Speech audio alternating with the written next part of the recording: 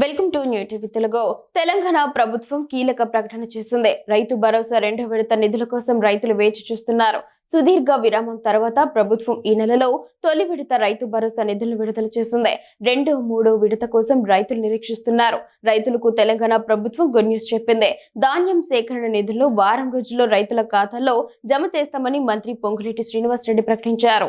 రైతులు పండించిన ప్రతి గింజను కొనుగోలు చేస్తామని, అమ్మిన తర్వాత రైతులకు వారం రోజుల్లో డబ్బులను వారి బ్యాంకు ఖాతాల్లోకి విడుదల చేస్తామని చెప్పారు. ఇక సన్న వడ్లకు క్వింటాకు 500 బోనస్ డబ్బులు అందిస్తామని స్పష్టం చేశారు. ఈ నిధుల కోసం రైతులు ఇంక నుంచి నెలల తరబడి వేచి చూడాల్సిన అవసరం లేదని హామీ ఇచ్చారు.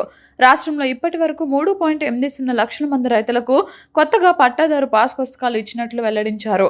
కాగా ధరణి పోర్టల్ కారణంగా చాలా మంది రైతులు నష్టపోయారని, అందులో లొసుగుల కారణంగా నష్టం జరిగిందని చెప్పుకొచ్చారు. ధరణి స్థానంలో కొత్తగా భూభారతి పోర్టల్ తీసుకువచ్చి ల్యాండ్ రికార్డుల్లో పారదర్శకత తెచ్చి రైతులకు మేలు చేస్తున్నామని చెప్పారు.